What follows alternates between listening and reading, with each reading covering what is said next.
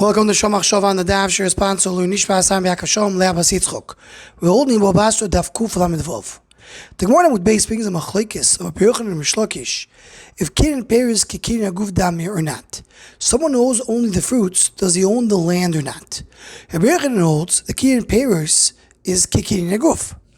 And Mishlokish holds that owning the fruits alone is not enough to be considered Kinyan Guf. It's not considered to be the owner of the land. Nafkamina is, what about Bikurim? According to Rabbi Yochanan, one who owns the fruits can bring Bikurim to Beis Hamikdash and the same Mikra Bikurim. He's going to read the Parsha of Bikurim. According to Rish Lakish, someone who owns the fruits only brings the Peiros to Beis Hamikdash, but doesn't say Mikra Bikurim. Now, a few short ha'aros over here, al derech Machshava, that we see in this sugya. Number one is, in Rish Lakish holds, you bring Bikurim, but you don't read Mikra Bikurim. So the Rashbam explains why. So to read Mikra Bikurim, you have to say Adoma Shenosatali, the land you gave me. And this land, he didn't get, he doesn't own it. But to bring it, he does have to bring it, because it says Shatavi me'artzecha, this is your land. So Tais already asked the Rashbam, what's the difference? If you say Adoma Shenosatali or Shatavi me'artzecha, is it your land or not? If it's your land to bring Bikurim, it should be your land also to say to do Mikra Bikurim. So the Maramshik on Sefer HaMitzvahs brings an answer based on his Rebbe, the Chasidus Sefer. He says, when we're saying Adama Shasatali, we're talking to HaKadosh Baruch Hu. So we're talking to the way HaKadosh Baruch Hu gave us the land. How did HaKadosh Baruch Hu give us the land? Every person who caught the land, when he went into Eretz Yisrael, he got it Guf and Peiros. So HaKadosh Baruch Hu, you gave us the land. It has to be exactly as the way HaKadosh Baruch Hu gave it to us. He gave it to us Guf and Peiros. If you have only the Peiros and not the Guf, you don't have the concept of Adama Shasatali. But when it says Shetavim Ha'artzecha, we're not talking to HaKadosh Baruch Hu, we say you gave me. We're saying it's your land. Someone who owns the fruit is enough to be considered he owns the land, according to Rish Lakish. Now, as we mentioned, Mesachas Gittin Daf Amches, the Sefer HaTeres Yeshua, Jikov Rebbe, in Likutim on Devarim, he brings a beautiful idea. What is the machlokes of Yochanan Rish Lakish? And the Imre Emens mentions it in short in the name of the Magid Mikoshnitz.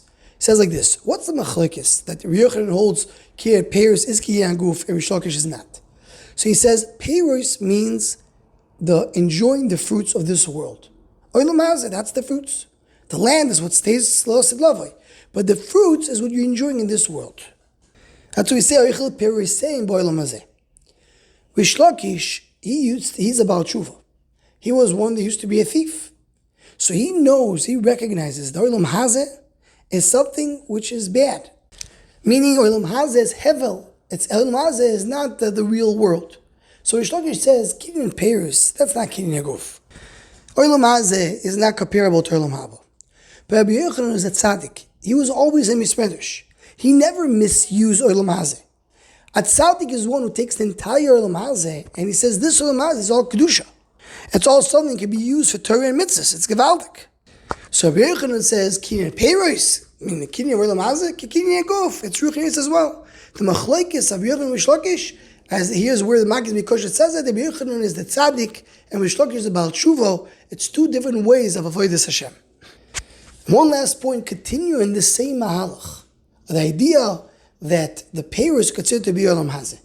So in the Hatzei Chaim, Sefer Hatzei Chaim, the Rebbe of Sigut, he brings a beautiful idea in Parshas Kisovei. He says, the Choyvas Levova says that Mishma things have to do with Ruchnius. The person really owns it. He worships HaKadosh Baruch Hu, and he accomplished, and that's his. But Olam hazeh doesn't really belong to you. It's only a temporary thing that you own when you live in this world, but it's not really yours.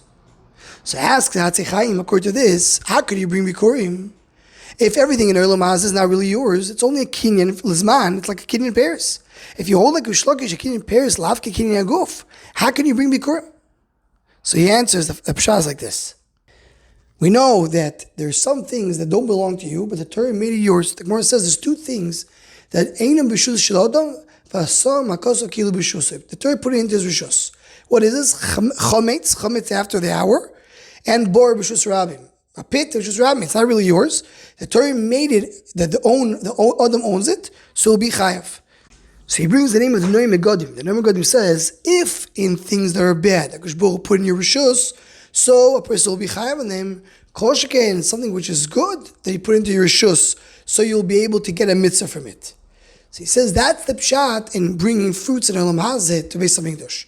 Really, the fruits don't belong to you. Bakash Bocha Asam Kiyelu B'Shusa. Torah made it as if it's yours, so you could do Mikra Bikurim.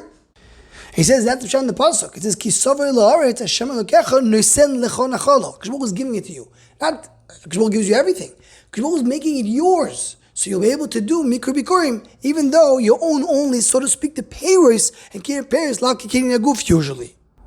Anyone who wants to join Machshava email us to WhatsApp group, please email Machshava@gmail.com.